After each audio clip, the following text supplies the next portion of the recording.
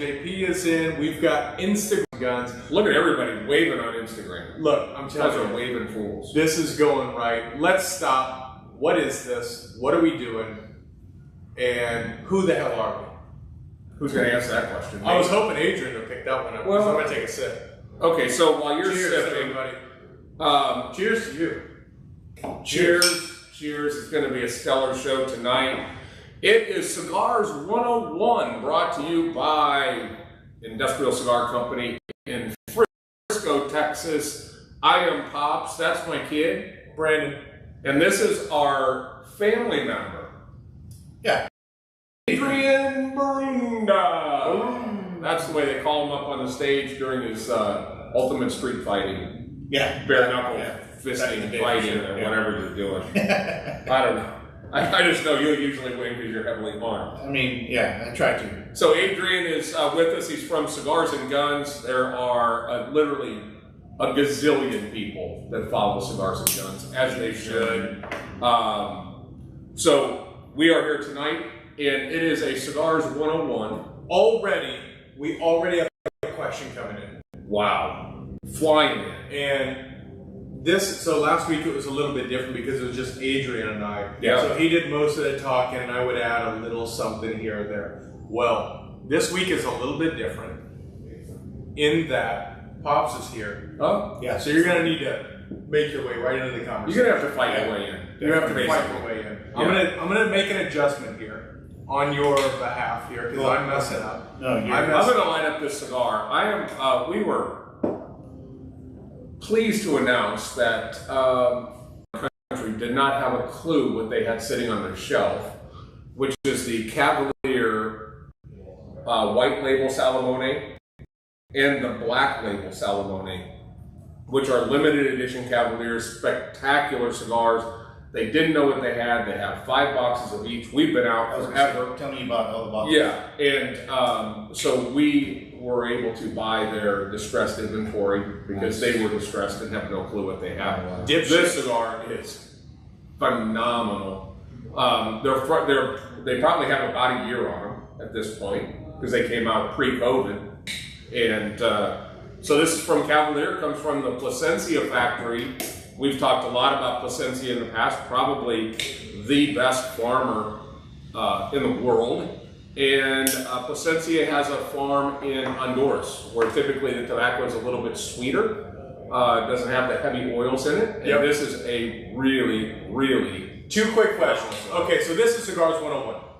And we're going to start talking to you every week, right? Yeah. So what the hell are we doing here? So that way they can know you have a... Yeah, so maybe a week or 2 ago, I got on my channel and went live and kind of asked some questions. Hey, what do you want? What would you like to see within my feed? And some of the questions that we got or some of the feedback that we got was, I'm a new cigar smoker. I'd like to learn a little bit more about cigars. And I thought, these guys are already doing Cigars 101. And I politely asked, hey, can I join the feed? That way we can, fill that gap within my viewership. And so here we are. So Cigars 101. This is a place where you can ask your questions, add your comments. And if you're new to cigars, or even if you're a seasoned cigar smoker, join here and learn a little bit. Do you guys play video games? I used to. It was called Pong. Awesome. And then graduated to Excite Bike? Yeah, Excite Bike, and then football that was just little dots. But for those of you that are old enough to remember the vibrating football table that you actually stuck a little piece of foam football and you pushed it and it just went and they moved and did their thing. That to me was a video game. Yes. Okay. So, and I think I want to add to Adrian's point, which is the reason we developed Cigar Newbies, which is a page on Facebook, and it's a safe haven for anybody that's new to cigars or has been around cigars, maybe been smoking cigars for a long time and you've heard various stories about certain aspects of cigar smoking. This is our day job, and there is no question that is too basic, but the most important thing is this is a safe environment. There's a lot of sites out there that are full of trolls that want to let you know that they know everything about cigars, whether they do or not. Correct. And have a tendency to beat on people for asking questions. We are here to answer your questions to the best of our ability. And Larry Adams comes firing in with a question. I've had a box of cigars in my humidor for 3 years with the plastic still on it. Yeah. Is it okay to leave the plastic on that long? Sure. That was one of the questions we had, to cello or not to cello. So we learned about that from the owner of Regis a few weeks ago. I'm under the mindset where if you're the type of person that has a humidor, that you go into it often and you move cigars around, slide them around, eventually going to smoke them all before a long period, leave the cello on because that's just protection for it. Yeah. If you're aging long term, go cello off. Yeah. But Regis, or Akil, owner of Regis, he just flat out said, take the cello off. Now, we kind of touched on this last week, where I told you one of the things I'd love to see is that brown cello. And you know, when you take that cello off, and you know it's an aged cigar, and you know sometimes the Byrons and the Atabes will come that way already. Right. But once they age, and they've been aging there for a long time, you take that cellophane off, and it's that yellowish brown, almost the color of nice bourbon. That to me makes me happy. Yeah. I love seeing that. It's funny because Nelson Alfonso, the owner of Atabey, he starts with 10-year-old tobacco, then he lets the cigar sit in the wrapper for 4 years post-roll. Yes.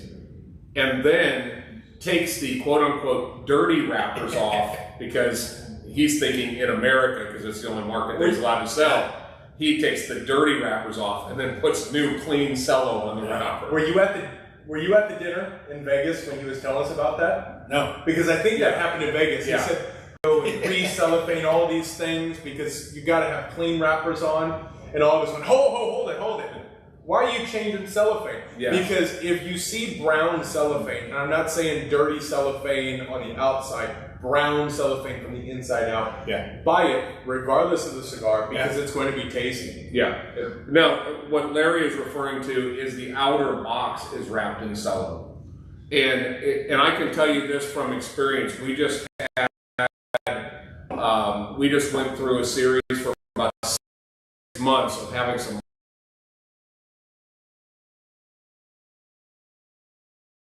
That was a 2008 cigar, and the cello, those cigars were wrapped, the boxes were wrapped in cello. Quite a few of the boxes that we received in that collection were wrapped in cello, and even that cello came off, and it was brown and brittle. It is porous, so just understand that. It is porous, it's letting humidity in, and we didn't have any issues with the cigars smoking out of those boxes. So I think it's take the cello off because you're really protecting the cigar itself by leaving it in the box. So, but there really is no right or wrong answer because our experience is cigars that were in a box 11, 12 years, wrapped in cello, the cigars perform fine. Yep. So this is why it's more important to have the humidity, the correct humidity, and let them sit in the proper humidity. So I think you're going to be okay, Larry. Yep, I agree. And so for those of you who are here, I'm glad Adrian, he does have a nice list of things for us to talk to that's inaccessible on his phone at this moment.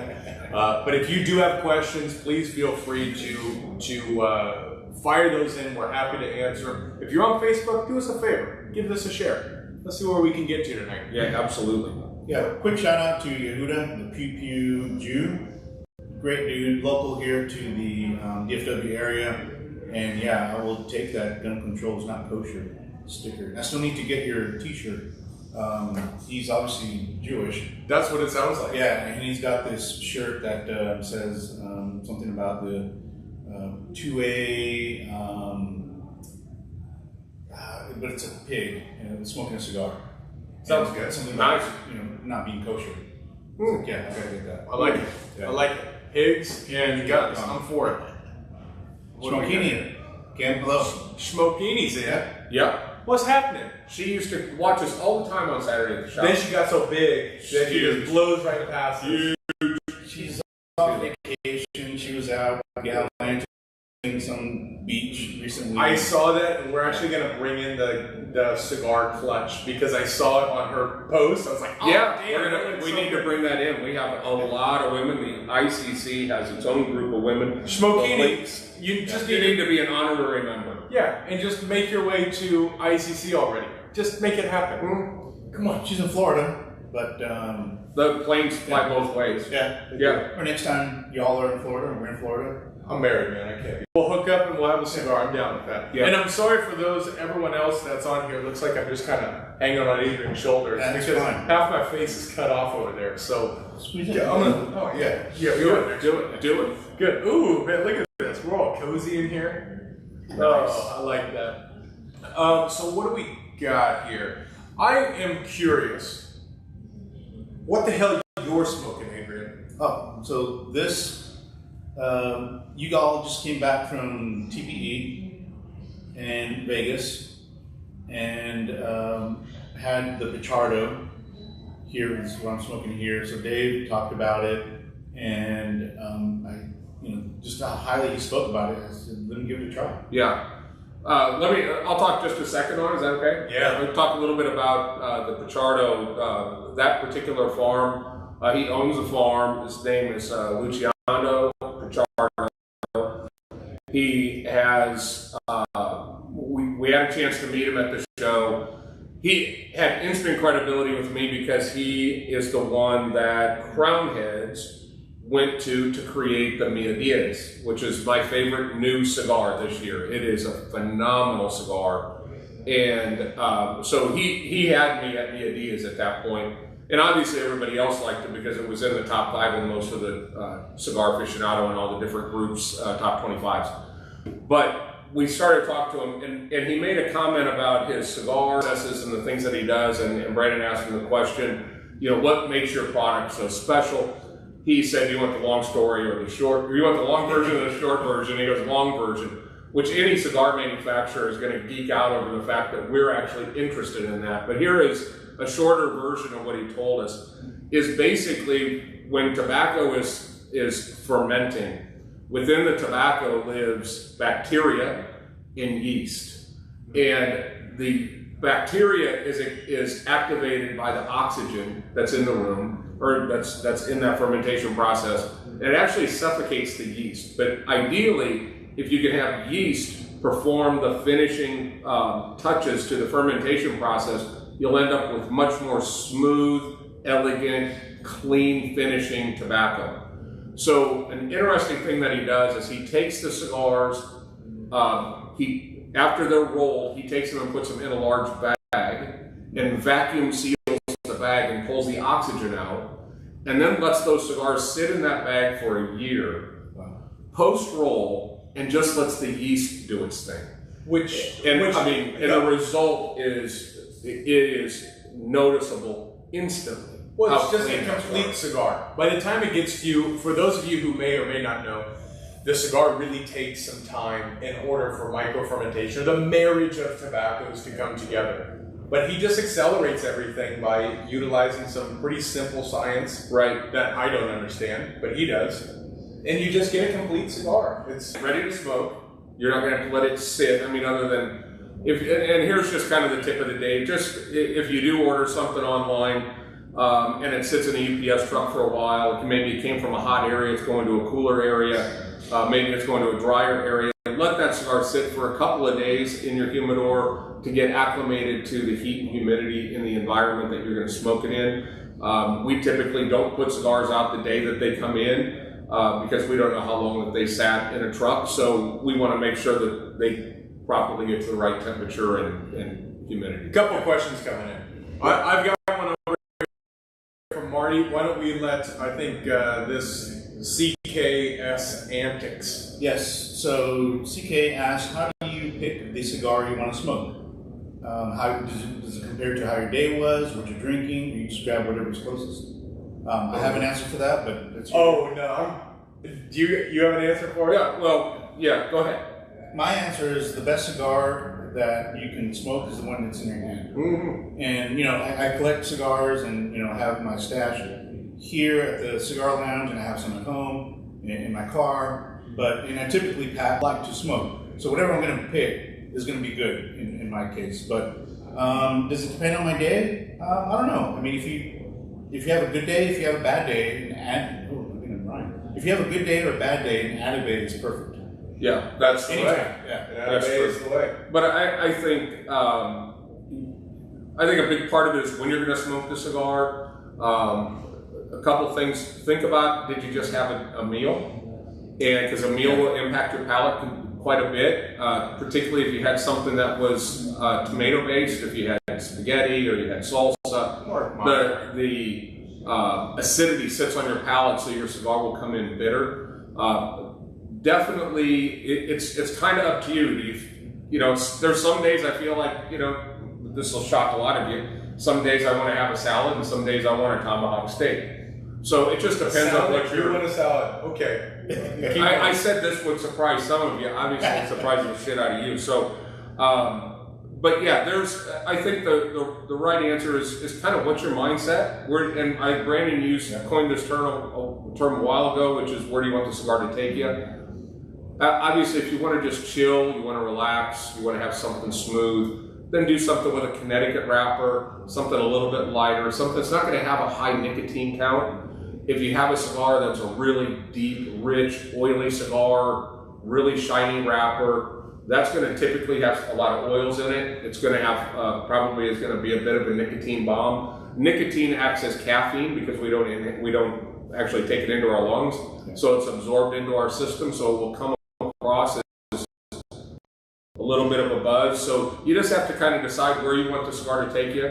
I have a tendency to kind of land in the middle. Every once in a while I want to punish my palate, but for the most part, because I smoke enough cigars during the day, well, I don't know if there's enough, but I just can't figure out how to smoke when I'm sleeping. But when I'm awake, I have a tendency to kind of land in the middle, not to really just hammer on my palate. So I'm going to pivot here. Thanks, Mark Meyer, for the good day to you, and then hi to me. Well, that's Mark. Good day to you, Mark, as well. Good question from Marty, and I'm curious what cigar it is, but he said, does a cigar get tighter and harder to draw with too much humidity? Took his favorite stick to Galveston this week with a Bogota 72 in the case, 72% pack, and it was probably more humid than that down there. Though. Yeah, you couldn't keep it lit. So yeah. I'm really curious about Marty, what cigar you smoke, but to be honest, too much humidity, yes, it can affect your cigar substantially. And we're talking, you can smoke a cigar at 65% up to 72%. But if your cigar sits at that 75, which is probably what Galveston was sitting at, naturally ambient air could affect that quite a bit. But keep in mind, it's at the end, it really comes down to, this isn't a perfect science. Right. So, but I think that's a really important point that you made there. At 72... That's a black and gold that he smoked. Well, that makes sense. Rodney Smith's or dopeness is in. But yeah, with certain cigars, if you're at 72 and it's already on the damp side of things, then you open that thing up into some outside humidity. It's going to be really tough to keep that thing lit. That's for sure. Yep, Rodney Smith. It feels like we have not seen you forever as well. Get in, miss you, big dog. Speaking of Rodney, has he been practicing his retro? I mean, Rodney, you've been practicing your retro? Oh, well, I haven't seen him for a while. Practice. He's got to do it first. It's not a practice; it's an attempt. Giving up on retrohaling altogether, I think. Yeah. So Brett brought up a great point, and it's one I probably should have wrapped up for CK here. Is if you do go to dinner and you have something that's got a lot of acidity in it, dark chocolate covered almonds, any kind of chocolate will cleanse your palate. A little espresso will cleanse your palate, but chocolate seems to do a great job. Just set a piece on your tongue and just let it melt, and wash it down with something, whether it's a spirit or whether it's my drink of choice, Diet Dr. Pepper. Just let it do its thing. Or don't wash it away and smoke the cigar when that chocolate is melting, because it's a really unique thing. It's almost like a creme brulee. The heat is mitigated by the chocolate, and you can notice, I don't know if you've ever noticed that, but it turns into a different flavor. It changes the flavor of the chocolate. Yeah, and I'll tell you a really cool experience too, CK, is just, and we have it in the bathroom, just a little mouthwash. Just a little sip of mouthwash, wash it out, and then take your cigar, and the sugar from that mouthwash stays on your palate, and it gives you kind of a nice little minty burst there right out of the gate. Yeah, so, CK coming in. Not like I need another excuse for chocolate, but good to know. We would get along very well. Yeah. So Rodney's throwing down the gauntlet here saying, I can retro better than Pops. You do understand that retrohaling is pushing the cigar to smoke through your nose. So actually, for those who may be new, and I realize most people in ICC probably know what this is, and they've probably seen Rodney really master the technique. It's like watching a guy drown. What is Hector? What about Oscar Baladeros? Smoke everything, Oscar. Oscar's the man. He's going to be coming in here, in August for a Superfly Get Down. And that will be in Rodney's Serdopeness. That will be the event. I don't of all have the events. We're kind of Superfly with the purple. And we are very Superfly. Yeah. If you haven't tried the Superfly, you need to try that. Okay, so talk to us about retrohaling. So one of the things to truly taste the cigar, there's a couple of things. And I realize we really have a new audience here that we're talking to. So there's a couple of things. Number one, when you're smoking a cigar, don't go through the utility of pull and push. Don't do that. Your brain hasn't had an opportunity to activate to what's going on your palate. So I strongly recommend a slow pull, and then as you release it, it'll be kind of hard to see here, but I'll do it, but as you last 5%, 5 to 10%, just push it out your nose. You just raise your tongue, push it out your nose. That actually activates the olfactory nerve that controls your palate. And the fact that once you spend about 2 seconds drawing the smoke in, your brain will then activate and pay attention to what's happening to your palate. But you'll notice that when you retrohale that last little bit out, the volume on your palate turns up from a 3 to a 7. So I'm going to do just a real simple. How's the retro on that, Pichardo? I just did it, and it's a totally different flavor. I'm picking up like hints of nuts and cocoa. As you should with that wrapper. See, as I was releasing the smoke, I wasn't getting a dominant note until I retrohaled it, and I got this just beautiful hay, just like barnyard hay. It was just very prevalent as soon as I retrohaled it through my nose. Now, there are some cigars that are going to come in and they're going to go out, and it's going to kind of light up your sinuses a little bit. Typically, that's a little bit fuller bodied cigar, number one. Number two, you might have let too much smoke go through your nose. Couple things coming in here. We've got Evan Hurst coming in from Hannibal, Missouri. What's up, Evan Hurst? But Larry says if 72% is too much, why do they sell it? Actually, Larry, 72 is perfect. 72% is what you want to run. But naturally, as you get to that 75 plus, you're going to start having performance issues. Right. So they do sell 75s, but really that's usually to 75 and 84s really are to shock the humidor. To shock the humidor. 75 is for a humidor that bleeds humidity, and you have to stay ahead of it to really compensate for air loss. But 72 is what I use. What do you use? And I think the other thing you have to pay attention to is if you have a humidor that's got 100 sticks in it, you may throw a 72 in there, but the real humidity that's happening in there is actually pulled down a little bit because of the volume of the cigars that are in there. So it may settle down at 68, 69. So a lot of guys will throw 72 in, and then their hygrometer will read 68, and they think that something's screwed up in their humidor. The fact is that that's absorbing down inside there, and ultimately will right itself and get itself back up to 72. Adrian Barun. Man, Rodney's on one today. Rodney's in here talking shit. He said he's got a better shirt for you to wear. I mean, all right. Send it. That's it.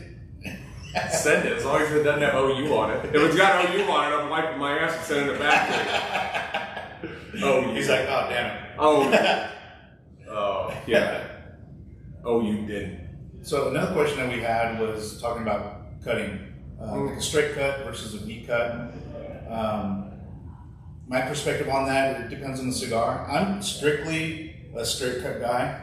The only cutter I use is a Lugo Concepts cutter, and it's straight. And it's sharp. And it's sharp. That thing has looked the same for 3 years. Yeah, it self sharpens, whenever you use it.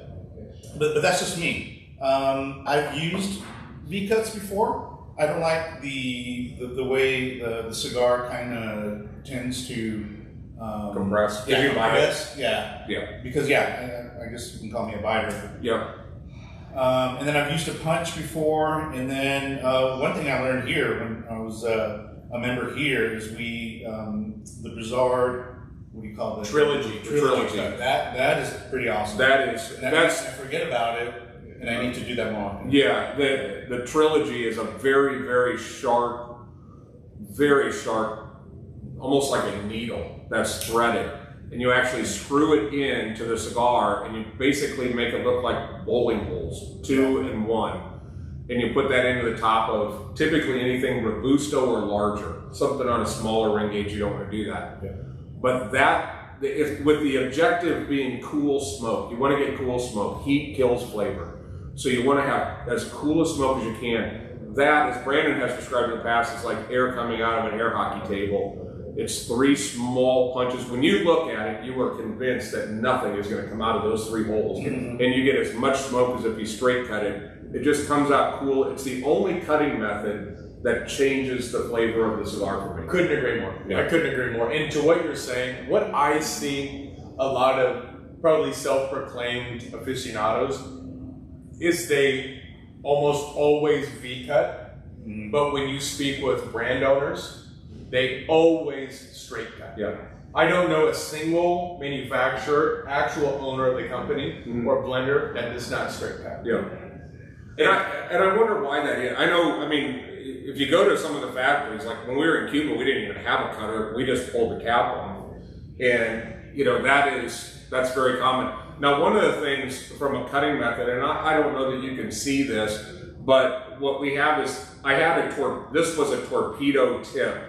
So I actually cut that on a bias, cut it at an angle with a straight cut, and then I point the smoke, the angle up so that it's going to the roof of my mouth. For those of you guys that maybe, this is one of those things that you can try at home if you guys are smoking a cigar, is the power of cool smoke. And we'll show, and Adrian, you can ride along with me on this. But particularly when you get to an end of the cigar and things starts to ramp up in its intensity, but you want to finish that cigar, just smoke the cigar up. And you can do this just as an experiment. Take 1 draw, pull it in straight, let it come right in on your palate, and concentrate on what impact it's making. Then come back with this.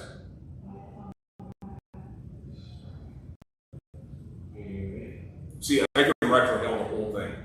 When you smoke it up, that cigar is straight up and down like this. Such a significant difference. What you're doing is really, at the end of the day, one of my favorite analogies as of late is yours that you put to the whole theory behind smoking a cigar and getting the most of your flavor is heat kills flavor. What does hot soup taste like? Hot. Hot. Yep. It doesn't taste like anything. But what you're able to do, since there's such few sensors up inside the roof of your mouth, Right. so incredibly sensitive, when you pull the heat and let the roof of your mouth basically shield that heat, by the time it gets to your palate, it's already cooled down. It doesn't take long. What a massive difference that makes. And it's something it's one of the few things that you can do with a cigar and get a noticeable difference in the cigar. But I encourage you to try smoking it like that. And the other thing too is, a lot of guys, I'll show them a cigar this size and they'll go, I'll tell them that this is an hour and a half to 2 hours. They'll be going, I'll be done with it in 40 minutes. Well, you're huffing and puffing on that cigar, and you're really missing a lot of the flavor if you just take your time and just draw slow. Yeah. When you draw, actually, and this is another exercise we went through, draw it normal, and then draw it as long and slow as you can possibly draw. Have you ever tried to do that? Yeah. And just draw for 10 seconds. Yeah. You know, really, It is. it's amazing how much that changes. Like I said earlier, it takes at least 2 seconds for your brain to connect and start paying attention, because really what your brain's trying to go is, do I want to, if I'm eating something or drinking something, it's that last step on, do I want to swallow, you know, and that becomes the issue. So it activates that particular area. And I'm just a huge advocate of just these long, slow draws. It keeps the ash, the ember cool. The cigar itself is cool to the edge. This thing. You know, if you get a cigar that is 2 inches below the burn line and it's hot and soft and soggy, you know, that's just a sign that you're really, really pulling on it hard. You should really be able to touch it. You should really be right up on that edge line and have no real issues with that. This just keeps everything nice and cool. So, you know, it sounds weird to keep the fire cool, but that's really what you want to do. So it looks like we're getting a few new people rolling in over here on the ICC side. Welcome everyone in. This is our Tuesday Cigars 101. We've got Adrian between us, sandwiched. Jim Trader's in.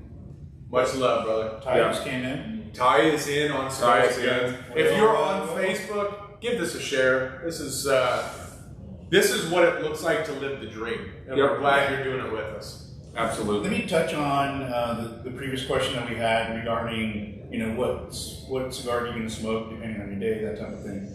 My feeling on that is I'm not going to smoke a cigar if I don't have at least an hour of time to enjoy it. Right. And I'm not one to just pick up a cigar and smoke it and just because. An hour, or I'll set aside specifically an hour plus. That way I can enjoy the cigar, reflect on the day, reflect on tomorrow, and let the cigar take me to where it needs to take me. Yeah, I think that's a great point. I know a lot of guys that kind of drive themselves nuts. There's a couple guys I can think of that almost critique every cigar that they're smoking as if they're analyzing it for the first time to determine if they like it. I think we're fortunate that we have some brands that are so consistent. Yeah. The Pichardos exist. You're smoking an Aladino Cameroon, which is a beautiful cigar. Yep. Cavalier, Crux, Principal, Atabey. This thing is unbelievable. It is. It's really, really good. But the thing is when you have something that you know every time you're going to get a good one, then you can go in and pick, what do I feel like today? Yeah. And know that it's going to be consistent. I think the guys that really sit down and, you know, well, I'm getting this and I'm getting that and I'm getting this, you know, that's great the first time to decide whether you like the cigar or not. But then at that point, get a cigar that's just consistent, that burns good. And I'm telling you, for us, when we evaluate cigars, we evaluate every cigar that goes on the floor. And for us, 50% of how we rank a cigar is how it performs. Performance meaning, how is the draw? How's the burn line? Does it canoe? Does it run on you down the middle? There's a number of different things that can happen on a cigar that's poorly rolled.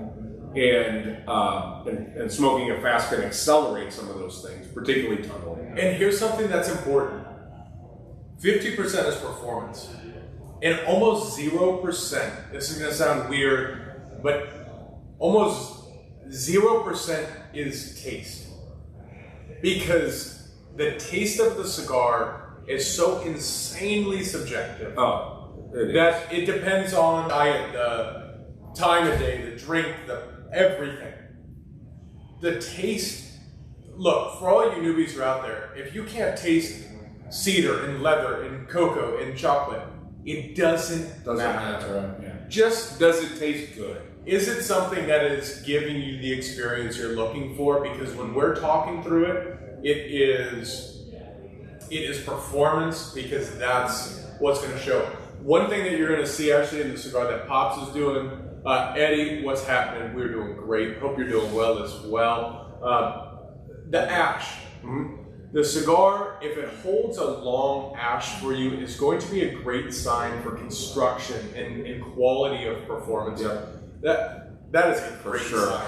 And just like bourbon. You know what?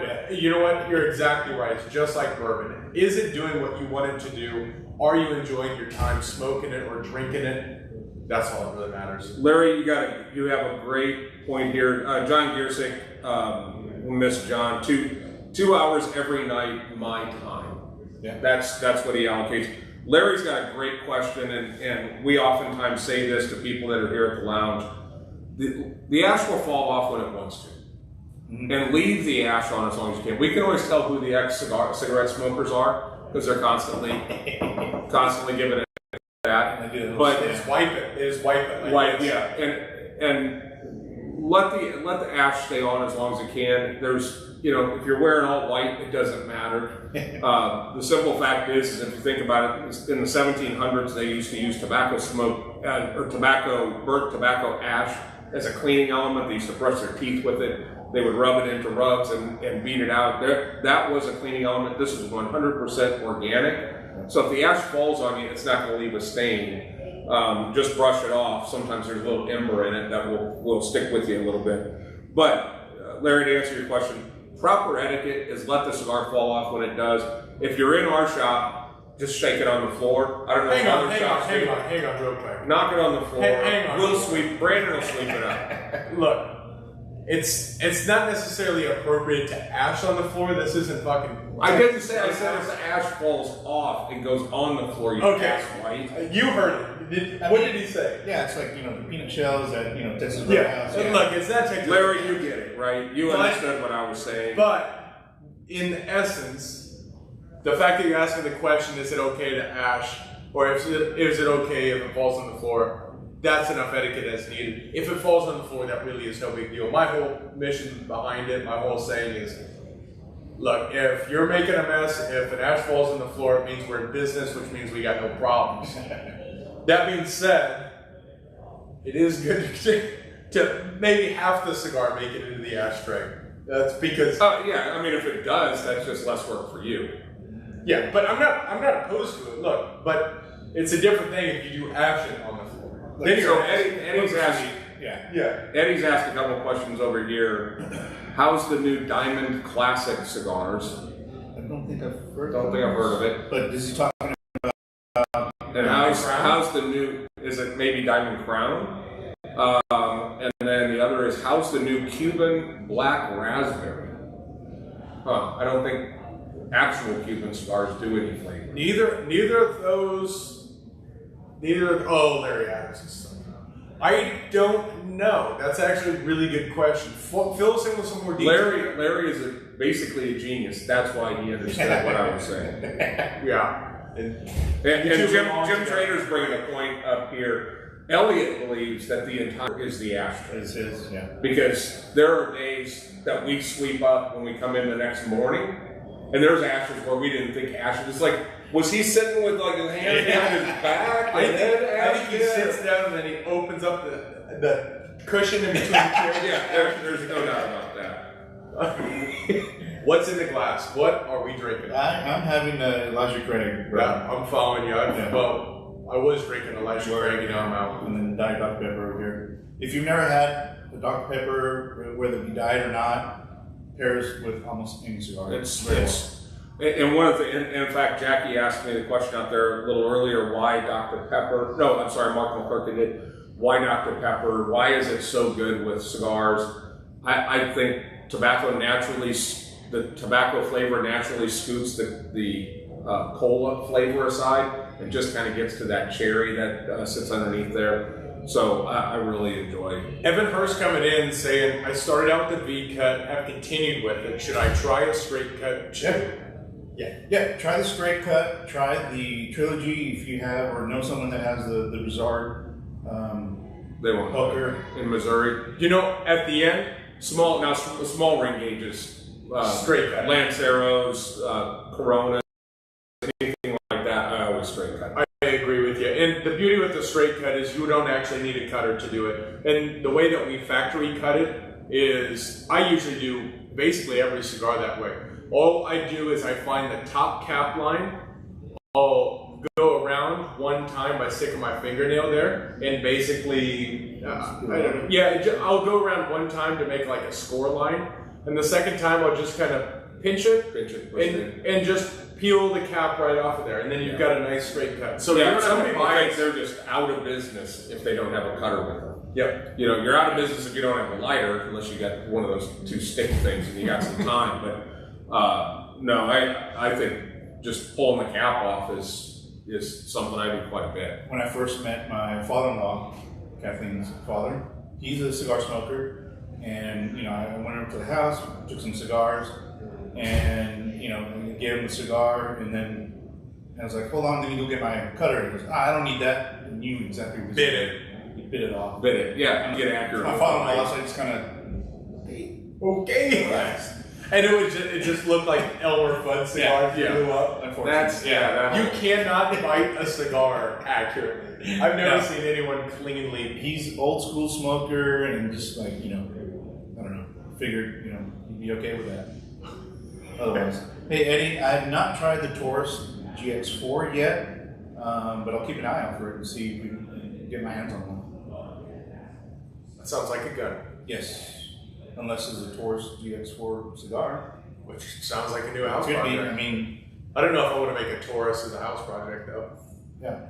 Yes, we do this every Tuesday night at 7:30-ish. We're usually right on time-ish. Actually, we've never been on time. Never been on time. No. There's a lot of questions coming in. Is that feeding to you? Yes. Okay. Because I'm seeing those questions coming in here. Guns are good. He was talking about the 23 flavors of the Dr. Pepper. Yes. Well, it's basically Coke, root beer, and some cherry in it. All thrown together.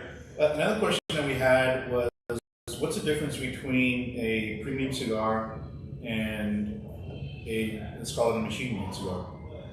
A lot. I mean, there's lots, right? So, how do you... Well, I actually had an opportunity to tour a factory in Ybor City in Tampa, the J.C. Newman factory. They still have 100-year-old plus machines making machine-made cigars. And when you see the tobacco in their storage rooms, it is shredded, scrapped tobacco that's been shredded to a point of almost pipe tobacco. And they put it inside of a little feeder, and that feeder is constantly shaking, and it's knocking tobacco down. And there's a binder, but the binder is made of paper that's made from tobacco. And it's just a sheet of paper, and it drops it down, and then this machine rolls it, like it's basically rolling a perfect joint, right? Rolls it, and then there's one lady that's typically sitting at this machine, and she lays down a wrapper, and this like die comes up, and this machine comes across and cuts it, and it makes this perfect wrapper. She sets it on this little device, and it goes over and rolls it, brings it down, puts a little glue on it, sends it down. That's got to be pretty cool. It was really cool, but the components in that cigar are scraps. And that's really the biggest difference is when you look at the premium cigar world, you have what's called long leaf filler and long leaf tobacco. And really it is what that, I suppose, lends itself to is a more complete design to a cigar. Meaning a blender created a blend saying, I want some in this, I want the binder to be this, and they create a story, right, where it's manufactured to be a certain story, whereas machine rolled is just a cigar. It's just shredded tobacco of who knows what. So the difference would be, do I want to just smoke something to smoke something? That's the black and mild world. That's the short leaf chopped up filler that you were talking about. I mean, we saw cigars in Nicaragua that were not passing. The states is good at this. If it's not passing the draw test, instead of putting it in cellophane and selling it to CI for $29 all you can carry, what they're doing is they're taking that to a shredder and shredding that tobacco, and then they put it in what they call their factory smokes. And the factory smokes are all shredded tobacco. And what you're going to lack is a lack of consistency. And you won't get an ash. It's going to be very flaky. And Drew Estate does it right because they use great tobacco, great fermentation. But generally, with the mass-produced short leaf filler cigars, you just get lower quality grade tobacco because who gives a shit? Yeah. But if you want a story and an experience, you go with a local. I think that to draw the analogy to a master blender is like a chef, and tobaccos from different regions of the world, whether it's Nicaragua, Dominican, where else? Costa Rica, all kinds of places, Mexico. They all of their soils have different pH levels that create a different flavor profile. Then there are different seeds that create a different type of tobacco. And these guys have a skill set, just like a chef would, to be able to take a bite of something and know how that's going to complement a dish. It may not dominate the dish, but it may add to the dish. And that's really what happens when we're talking about a master blender. To be able to smoke those leaves individually, smoke them together, and realize what they're putting together in a finished product is what they're doing. So we have a question here that's coming through. Devin Hurst threw it out, is what are some great cigars for a newbie to be smoking? Now, it's smart as a newbie getting into it is to smoke something excellent, like an Anime. Yeah. But what would you say, Adrian? What would you put somebody onto that's maybe a newbie that you can buy on industrialcigars.co? Yeah, I'd probably gravitate directly towards Crux, and then the Aladino line. For new cigar smokers, that's not going to be overpowering. And I think both those lines, I mean, just right off the top of my head, would definitely fit that bill. Yeah, I think Brandon brings up a good point. The nice thing is what I think is the finest cigar in the world, which is the Atabey and the Byron cigars. They're $25 to $35 a stick. That's expensive, but it is attainable.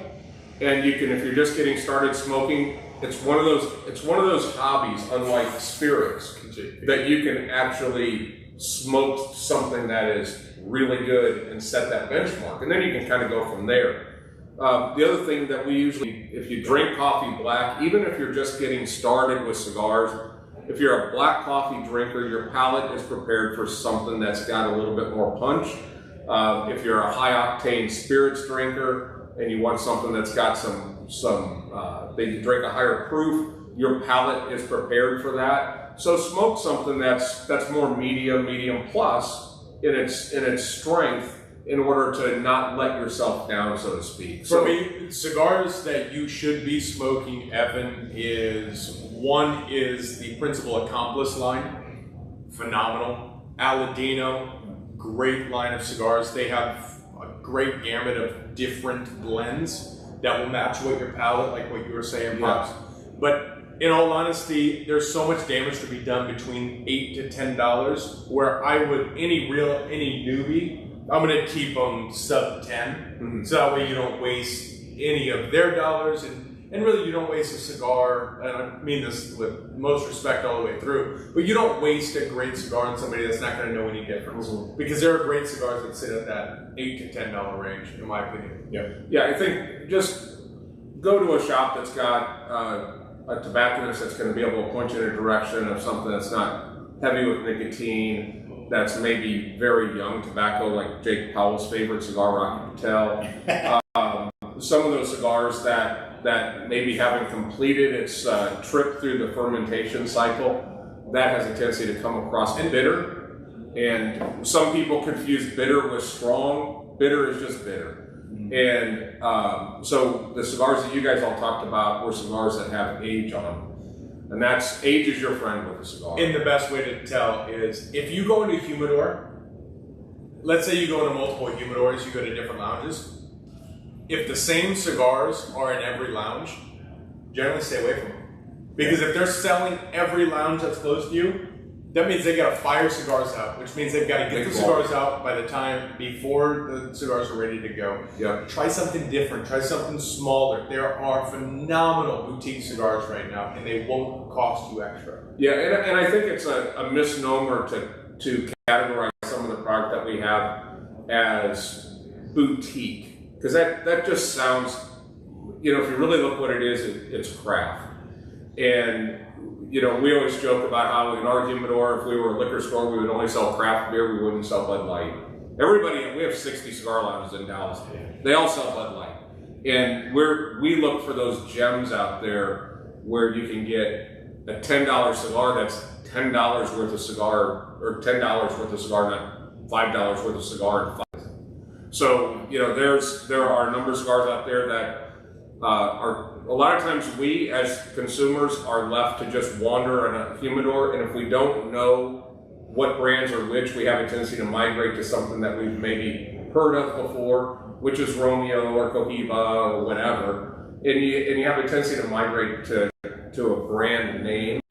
But there are some gems out there.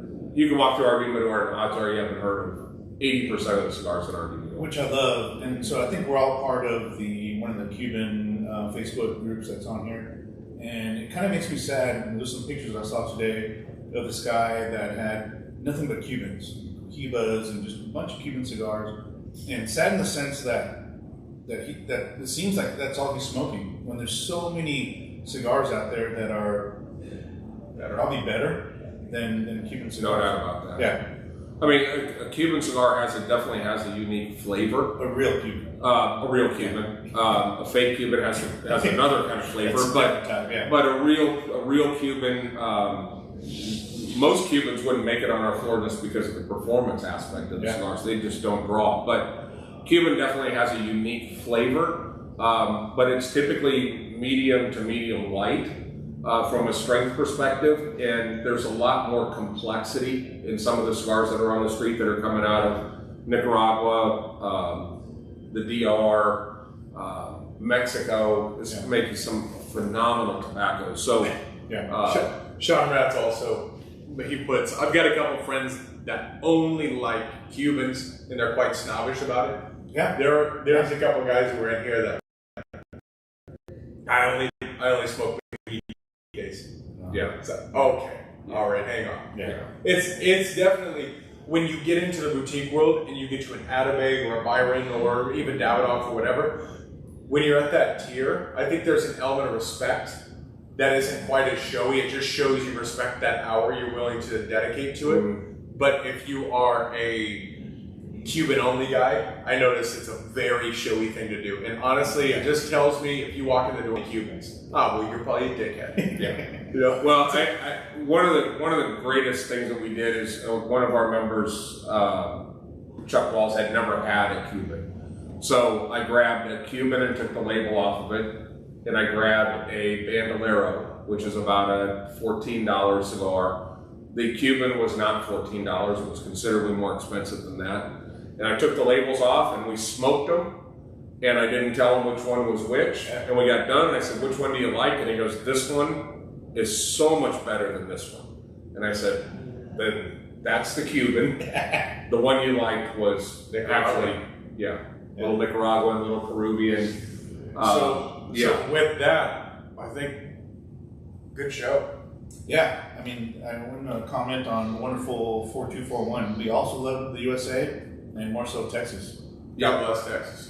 God bless Texas. God bless Texas. Thank you for tuning in. Yeah, absolutely. So hopefully our Cigars and Guns guys are going to be a little focused on cigars. We do this every week. Yep. And if you're not a member of Cigar Newbies, join. Say that you heard about us here. Answer all the questions.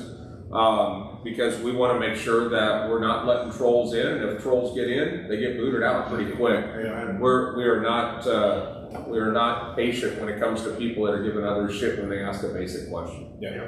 So with that, Adrian, thank you. Mm-hmm. Thank you guys. Appreciate it.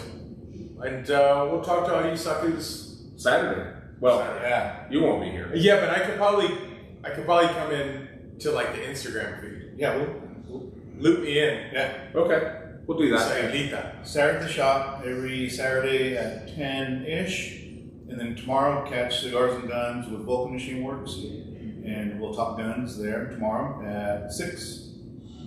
And see you next Tuesday. Yeah, and take a look because our Vegas capades, our video launches tomorrow about our behind the scenes. You get to see what happens at a trade show, and it's fun. It's fun.